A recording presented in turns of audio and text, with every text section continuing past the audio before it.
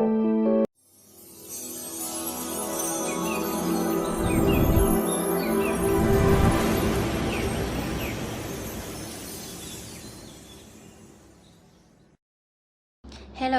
Lị xin chào bạn, chào mừng bạn đến với kênh móc len của Dương Liệu Handmade. Video này Lị sẽ hướng dẫn bạn móc một mẫu hoa có tên tiếng Việt là Chivon Mon, còn gọi là hoa rum, và tên tiếng Anh có tên là Calla Lily. Nó có rất nhiều tên.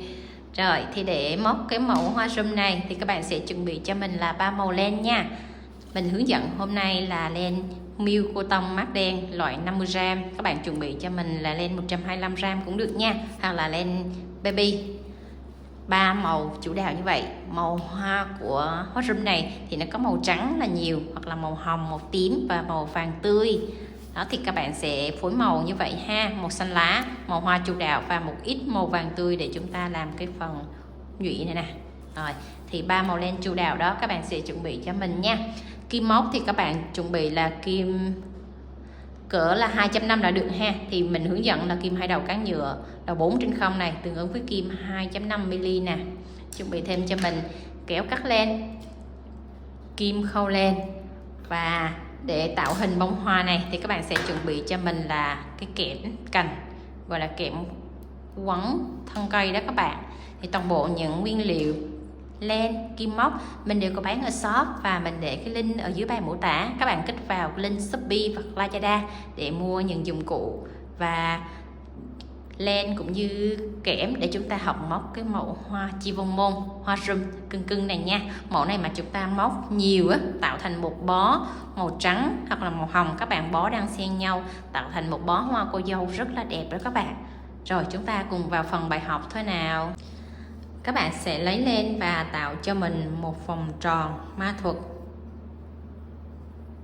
Móc lên một mũi xích và chúng ta sẽ móc vào trong vòng tròn này 10 mũi đơn nha. 1 mũi đơn, 2 đơn, 3 đơn, 4, 5, 6, 7, 8, 9, 10. Xong 10 mũi đơn chúng ta sẽ siết cái sợi len ngắn này chặt lại. Móc một mũi dời vào trong móc đầu tiên của mũi đơn để chúng ta kéo lên qua. Bắt đầu lên hàng thứ hai, các bạn sẽ móc lên cho mình 1 xích, 2 xích. Ở hàng thứ hai này chúng ta kẹp cái sợi len thừa này đi vào trong hàng móc nha. Móc cho mình chân đầu tiên là 2 mũi nửa kép vào chung một chân móc. Cái mũi nửa kép này nó có chiều cao bằng 2 mũi đơn nhé. 2 mũi nửa kép vào chung một chân móc. Mình thực hiện đều 10 chân móc. Ở hàng thứ hai các bạn sẽ có tổng là 20 chân móc nha. Móc đến chân cuối cùng rồi thì chúng ta cũng kết hàng lại bằng một mũi dời vào chân móc đầu tiên của mũi kép này, tính là mũi xích thứ nhất, mũi xích thứ hai là chân thứ ba này các bạn. Các bạn nhớ đâm đúng vị trí nha. Đó, đâm kim vào đúng vị trí, kéo lên qua là chúng ta đã xong hàng thứ hai. Bắt đầu lên tới hàng thứ ba trở đi là các cái mũi móc nó rất là phức tạp và nó sẽ theo vòng chứ nó không có công thức để chúng ta nhớ rõ, cho nên là các bạn sẽ theo dõi kỹ và nhìn trên màn hình để chúng ta theo dõi công thức móc cho nó đúng nha. Rồi hàng thứ ba các bạn sẽ lên cho mình một mũi móc xích, móc vào chân đầu tiên một mũi đơn, chân thứ hai một mũi đơn, chân thứ ba một mũi đơn, và chân thứ tư là 2 mũi đơn vào chung một chân móc. Mũi đơn là mình sẽ ký hiệu bằng X, và 2 mũi đơn vào chung một chân móc mình ký hiệu là V. Các bạn sẽ theo dõi nha. Ở đây nó có một cụm là 3X 1V, mình sẽ lặp lại cụm đó một lần nữa là 2 lần nha.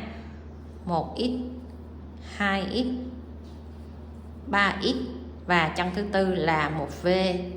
Rồi mình lặp lại cụm 3X 1V 2 lần. Bắt đầu lặp lại tới cái cụm là 1X 1V 2 lần. 1X 1V, 1V là 2 mũi đơn vào chung một chân móc một lần. Rồi tiếp tục 1x 1v lặp lại một lần nữa là 2 lần. Xong cụm 1x 1v 2 lần rồi, chúng ta sẽ lặp lại công thức là 3x 1v lặp lại 2 lần cho cái cụm bên này. Còn lại 8 trong móc các bạn sẽ lặp lại công thức là 3x 1v nha. Rồi chân này là chúng ta thêm 2 gọi là mũi V. Rồi còn 4 trong móc mình sẽ móc tiếp 3x 1v.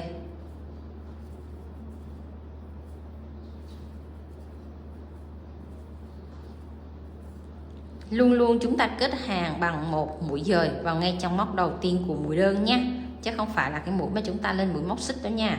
Mũi lên mũi móc xích là mũi này, còn mũi đơn là mũi thứ hai, là mũi đây các bạn nha. Xong hàng thứ ba, bắt đầu lên tới hàng thứ tư, các bạn cũng móc lên cho mình một mũi móc xích nè, móc liên tiếp mỗi chân móc một mũi đơn ở 4 chân móc, 2 chân, 3 chân, 4 chân, 4 chân móc liên tiếp mỗi chân móc một mũi đơn nha. Chân thứ 5 chúng ta sẽ thêm 2. Rồi mình lặp lại công thức tương tự như vậy, 4x 1v thêm một cụm nữa, 1x, 2x, 3x, 4x và 1v. Các bạn theo dõi công thức trên màn hình nha. Ở hàng thứ tư này mình chỉ cho bạn một cái mẹo là các bạn sẽ rất dễ nhớ.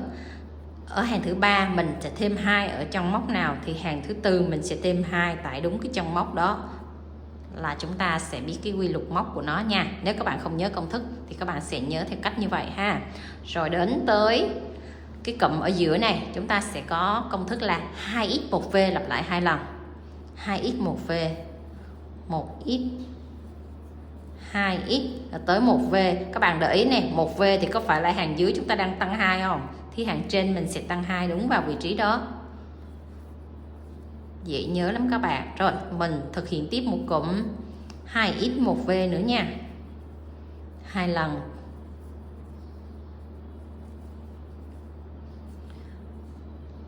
Xong đến cái cụm này chúng ta sẽ lặp lại công thức tương tự như cái cụm đầu tiên này là 4x 1v, chúng ta lặp lại 2 lần. Hoặc các bạn sẽ nhớ theo công thức là ở chân này thêm 2, chân cuối thêm 2 thì các bạn sẽ thêm 2 đúng vị trí đó. Đó là cái mẹo cho hàng thứ tư nha. Rồi khúc này mình móc nhanh nè, tại vì mình có công thức rồi. Các bạn sẽ lặp lại công thức là 4x 1v như vậy. Mình luôn hướng dẫn cho thợ làm sao để nhớ công thức một cách nhanh nhất có thể, để khỏi phải mỗi lần làm là mỗi lần nhìn sổ, nó rất là cực. Cho nên là mình hướng dẫn cho các bạn các cái mẹo rất đơn giản để mình nhớ công thức nha. Đó, rồi đến chân cuối cùng các bạn cũng kết hàng theo quy luật như vậy ha. Xong hàng thứ tư, bắt đầu lên hàng thứ 5 thì chúng ta sẽ đổi công thức tiếp tục nè. Các bạn móc lên cho mình một mũi móc xích nha. Cũng tương tự theo quy luật như vậy là chúng ta sẽ móc cho đến cái chân thêm 2 ở đây là chúng ta cũng thêm 2. Rồi thì các bạn móc cho mình nè, 1x, 2x, 3, 4, 5, 5x nha. Rồi chân thứ 6 mình sẽ thêm 2 vào đây. Xong một cụm 5x 1v. Rồi các bạn sẽ lặp lại cái cụm cho mình là 2x 1v 2 lần. Rồi chúng ta cùng thực hiện nào. 1x, 2x và 1v. 1x, 2x, 1v. Lặp lại 2 lần như vậy. Rồi xong cụm 2x 1v. Rồi chúng ta sẽ bắt đầu tới cụm là 3x 1v, lặp lại 2 lần nữa. 1x, 2x, 3x tới 1v tăng. Lặp lại một lần nữa nha. 1, 2, 3. Rồi một tăng ở đây. Xong cụm 3x 1v lặp lại 2 lần rồi, chúng ta sẽ lặp lại một cụm là 2x 1v lặp lại 2 lần tiếp nữa. 1x 2x tới 1v tăng. Rồi lặp lại một lần tiếp cho mình nữa nha. 1x 2x và 1v tăng. Xong rồi tới cái cụm cuối này các bạn sẽ lặp lại tương tự như cái cụm đầu là chúng ta có 5x 1v, 1x 2x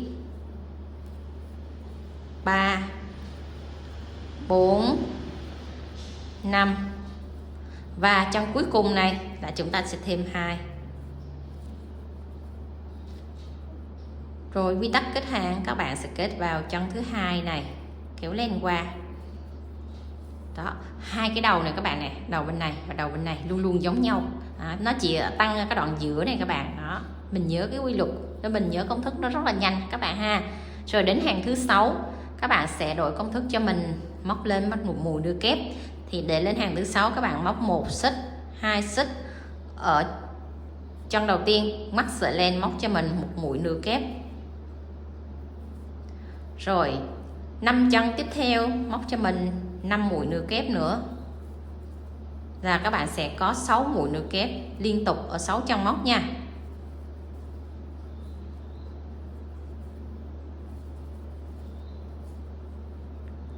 Xong 6 mũi nửa kép móc liên tục rồi, các bạn sẽ móc cho mình một cụm tăng. Đấy, các bạn để ý đây, cụm tăng ở hàng dưới này là hàng trên mình sẽ tăng nè. Theo hàng thứ 6 thì các bạn sẽ theo cái quy luật là chân tăng ở dưới thì ở trên mình cũng tăng. Đó là cái quy luật ở hàng thứ 6 và hàng thứ 4 nó giống nhau như vậy nha. Đó, các bạn cứ theo chân tăng ở dưới thì chân tăng ở trên, rất đơn giản thế thôi.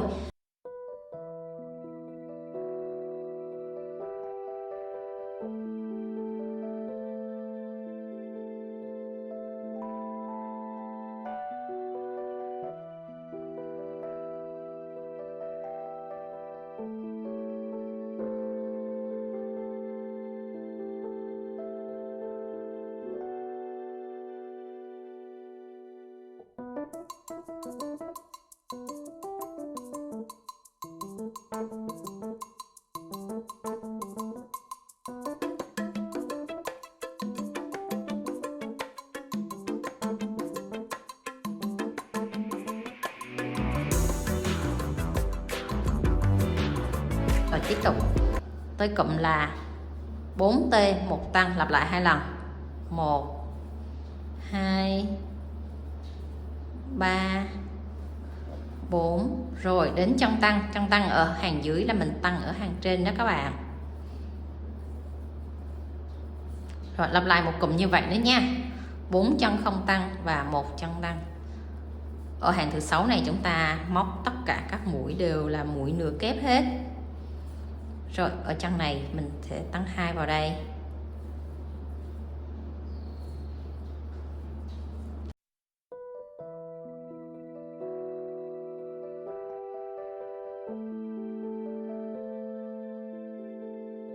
Đó, 3 mũi nửa kép các bạn nha. Rồi cho đến một mũi tăng này. Rồi lặp lại một cụm 3 mũi nửa kép.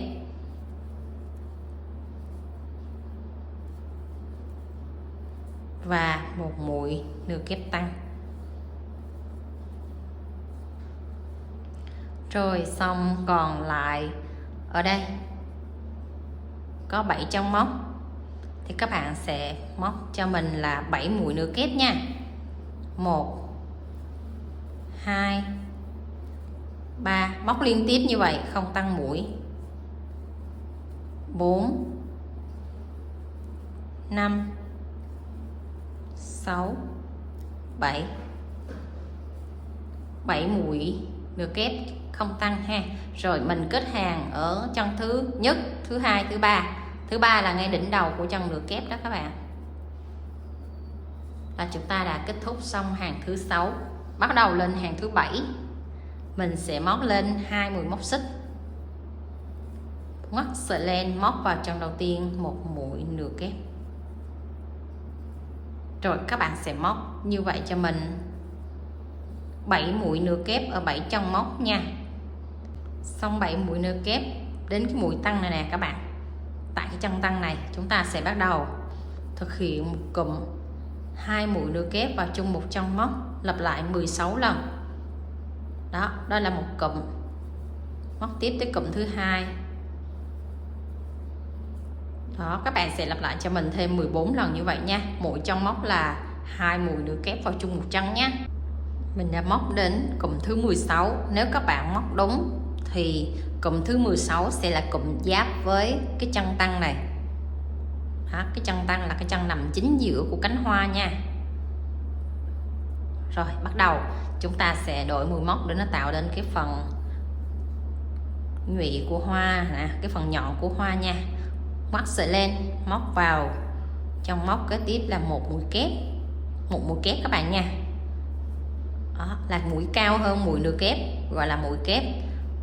Xong rồi chúng ta sẽ móc 4 mũi móc xích, 1 2 3 4.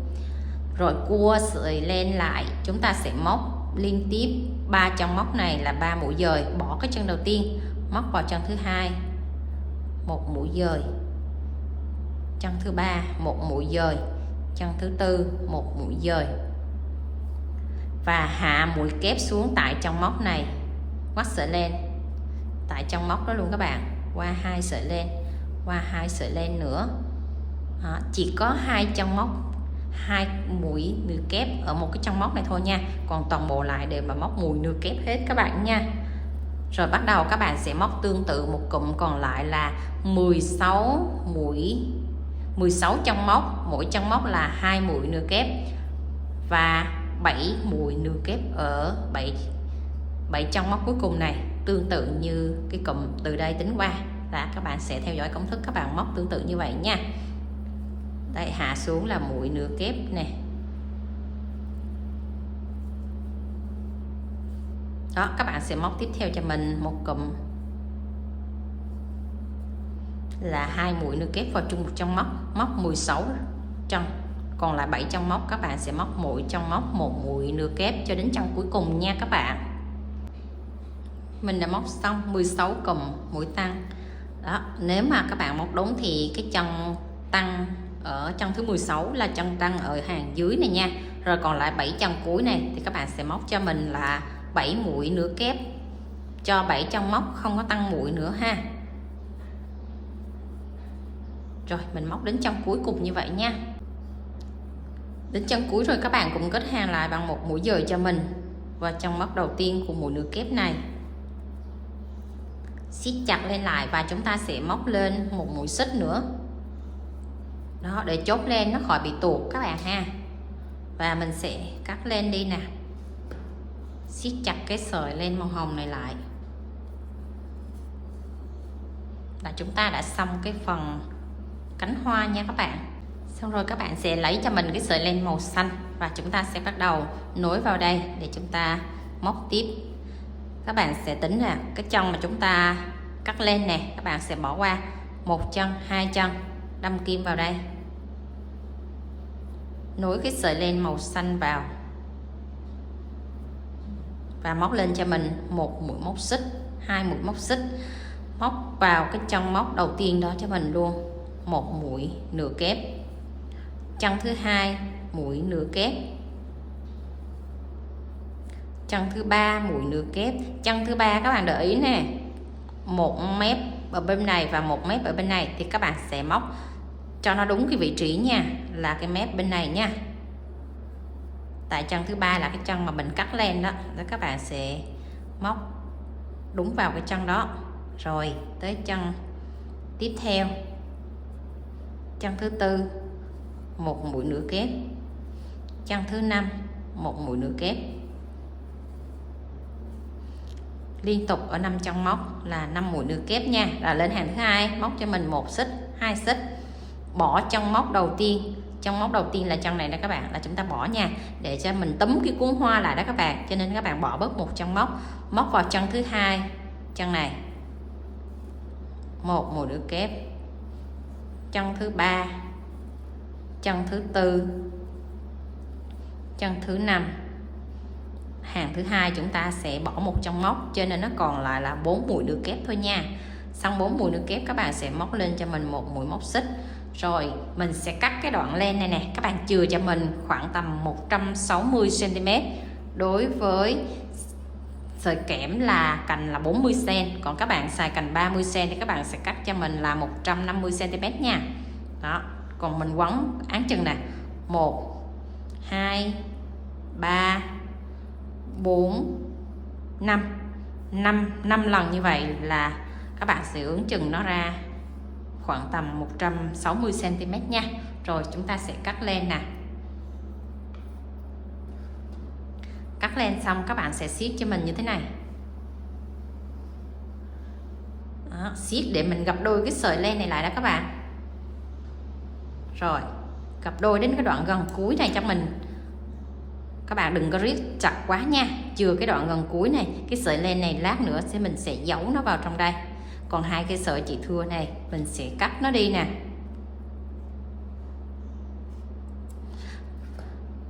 Đó, kéo lại như vậy là chúng ta sẽ có cái sợi len nó là sợi chập đôi này các bạn ha. Sợi chập đôi này để lát nữa mình quấn cành đó các bạn. Đó, mình khỏi phải nối len nữa. Rồi là các bạn chừa cái vị trí cái sợi dây này nó ngắn, các bạn đừng có kéo hết qua ha. Đó, như vậy đó các bạn nha. Mình dùng tới sợi len màu vàng để chúng ta làm phần nhụy nha. Đầu tiên các bạn cũng tạo cho mình một vòng tròn ma thuật. Móc lên một mũi móc xích. Móc vào trong vòng tròn này 6 mũi đơn. 1 2 3 4 5 6. Siết cái sợi len ngắn này chặt lại. Rồi móc cho mình một mũi trượt vào trong móc đầu tiên của mũi đơn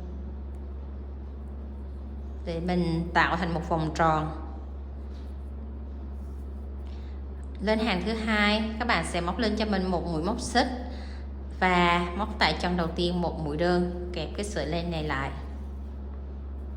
Móc 6 mũi đơn vào 6 chân móc liên tiếp nhau nha, không tăng mũi các bạn nha.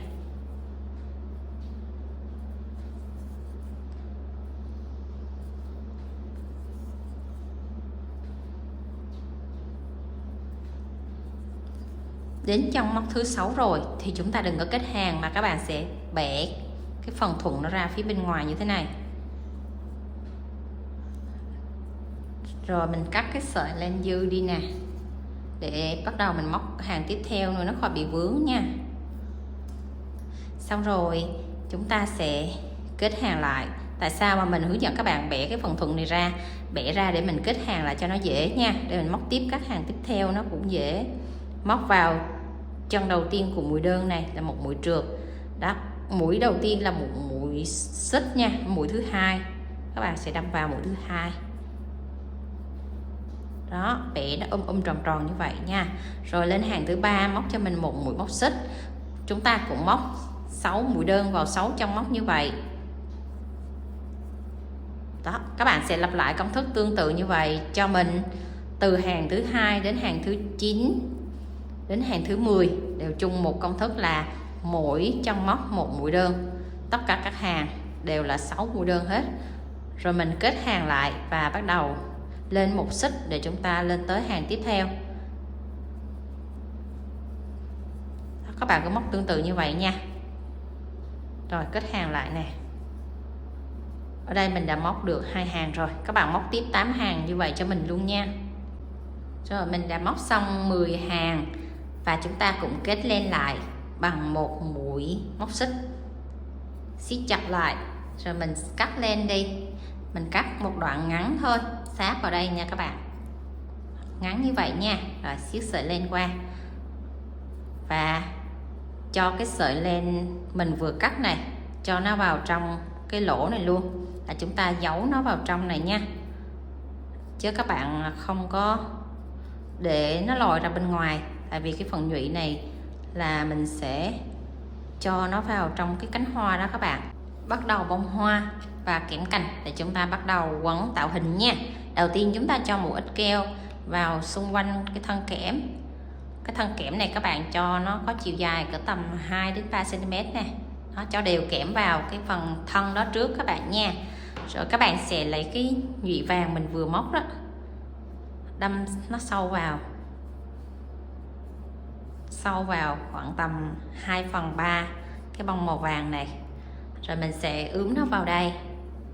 Đó, để đúng vị trí nha, vừa chạm với cái màu xanh này. Bắt đầu chúng ta sẽ cho keo vào đây, cho keo vào cái màu xanh này các bạn,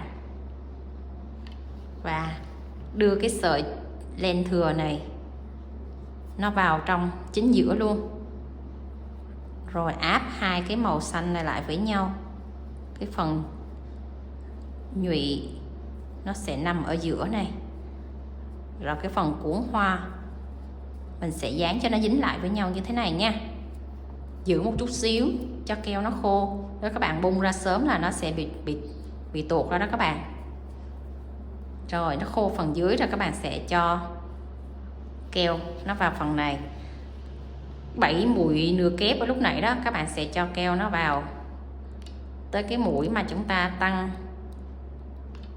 hai mũi kép vào chung một trong móc đó. Các bạn sẽ cho nó vừa keo tới cái đoạn đó thôi nha. Rồi áp hai cái mí của hoa này lại nè,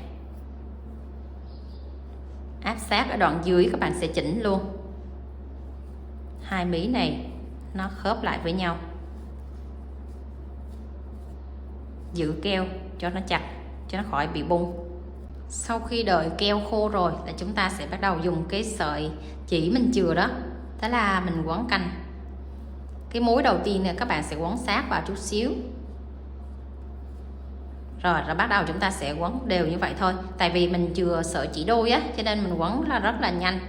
Đó, cái mẹo làm hoa nhanh, làm hoa sỉ á, là mình đã hướng dẫn rất chi tiết trong từng video cho các bạn theo dõi rồi nha. Rồi mình quấn đến cái cuối cùng của kẽm luôn nhé. Quấn đến đoạn cuối cùng rồi, các bạn sẽ chốt keo cho mình để cái sợi len này không có bị bung nha. Rồi, quấn chặt lại. Đó, mình chừa là nó vừa, cái sợi len này nó vừa đủ với cái kẽm 40 cm luôn. Nó không dư không thiếu luôn. Rồi vừa đủ.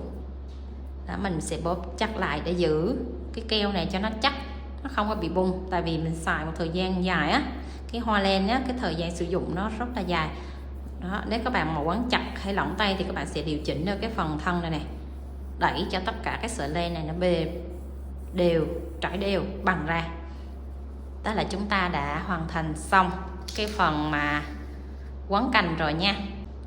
Và thế là mình đã hoàn thành xong mẫu hoa rất là cưng mà móc khá nhanh các bạn ha. Nếu các bạn quen công thức rồi thì móc nhanh lắm.